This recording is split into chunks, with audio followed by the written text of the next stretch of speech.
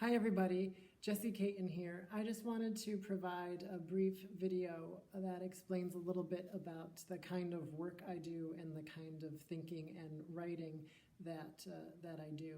So first of all, I'm a dance teacher. I've danced my whole life. I started when I was 6 years old, and I own a studio in Windsor, New York. And I also travel as a professional dance competition judge, which I really love. I also teach in the English department at SUNY Broome Community College in Binghamton, New York.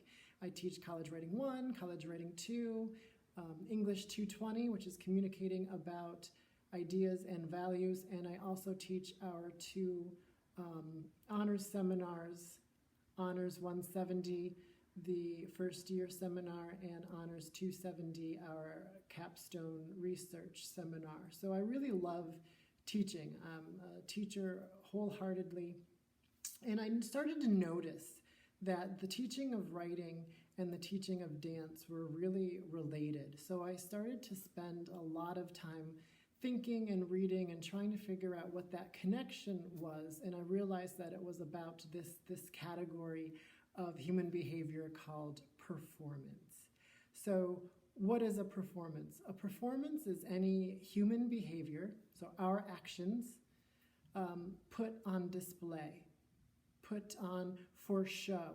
To borrow some phrases from Richard Schechner, who's a pioneer of the field of performance studies, and actually he teaches in the Department of Performance Studies. There's an entire department dedicated to this at the Tisch School of the Arts at NYU in New York City.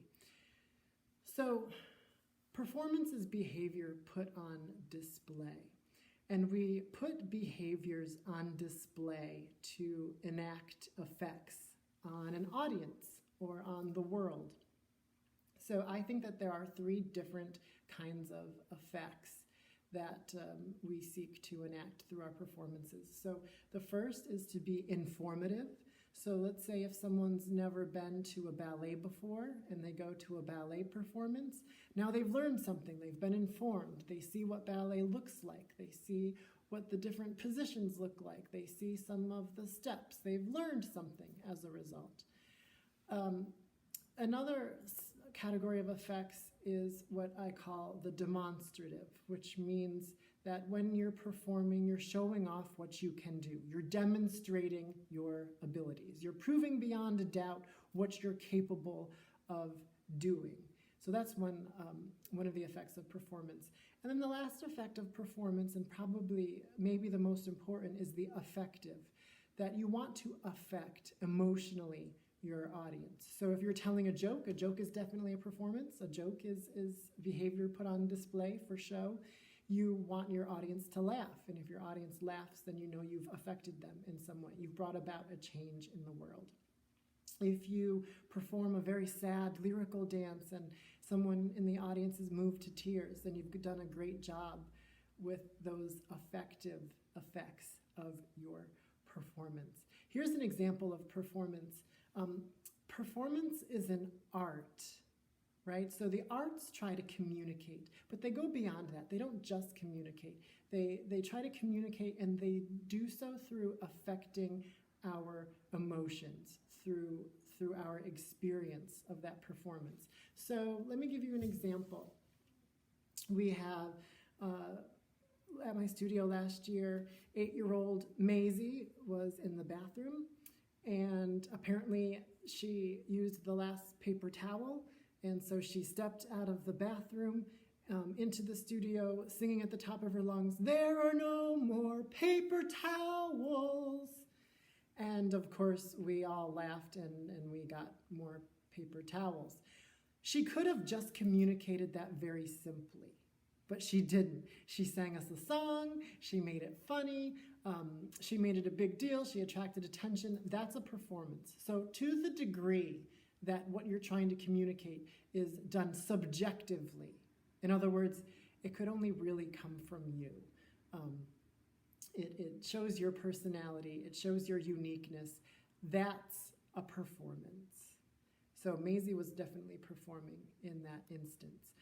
Compare that to, say, a fire alarm. A fire alarm is very boring, it's very dry, it's not emotional. It does seek to communicate something to you. It does say, look, there's something bad here, you need to get out of the building. But I would say that that's less performative than Maisie's performance about the paper towels. So when you're performing, as I said, it's behavior that you're putting on display. So let's say you want to make a grilled cheese sandwich at home. If you're by yourself, you're making a grilled cheese sandwich for your dinner, maybe not necessarily that performative. However, if you're showing off how to make a grilled cheese sandwich on your TV show, then that's definitely a performance. Or if you're teaching someone else how to make a grilled cheese sandwich, so you're making one for the purposes not just to eat, but to show someone how to do that, then that becomes a performance. Maybe not as emotional as Maisie's paper towel song, or as emotional as a very sad lyrical dance, but for sure it gets a point across to someone else. So that's one of the fundamental ideas of performance. Richard Schechner also goes on to say that performance is behavior in the subjunctive. It's behavior that shows a reality that's not necessarily our true reality, such as acting. He uses the phrase as if. You're performing as if. So if you're an actor and you're able to get yourself to cry on the stage, which is a really remarkable ability, but I know people who can do that, you're behaving as if you're sad when your own personal reality maybe is that you're not. So performance is behavior done as if, not necessarily reality. So here's another example of that. I was working with, at the time, 9-year-old Verity. We were doing cartwheels with a rond de jambe en l'air, and which I'll have to have her show you. And she was having trouble getting this, and she knew that I was all about performance and thinking about performance, and she said, "I'm having trouble performing this." And I thought that was a great line. So I said, well then, perform the role of someone who can do that. So she thought about it, and she looked at the picture of Martha Graham that I have on the wall. And she said, could Martha Graham do this? Now, I have no idea if Martha Graham did cartwheels, but I'm sure she could. So I said, yes, I'm sure Martha Graham could do this.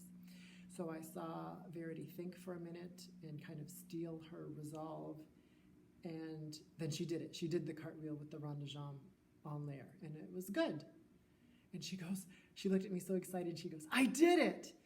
And I said, well, Martha Graham did. And she looked at me kind of pouty for a minute, and she then said something that I thought was brilliant. She goes, I needed to be Martha Graham to do it, but now I know what it feels like. So immediately I had to write that down, and that kind of is a great example of the power of performance.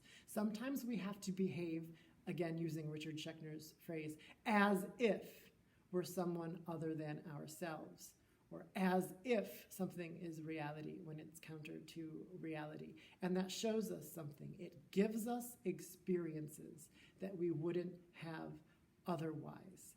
And therefore, and this is my phrase, performance is something that has immense power for us by freeing us from the burden of being ourselves. So we don't have to be ourselves in performance. We can be other things. And then when we know what that feels like, we can kind of bring that into our own reality. And so in a sense, what performance does is constructs reality for ourselves, which is why I think it's so powerful.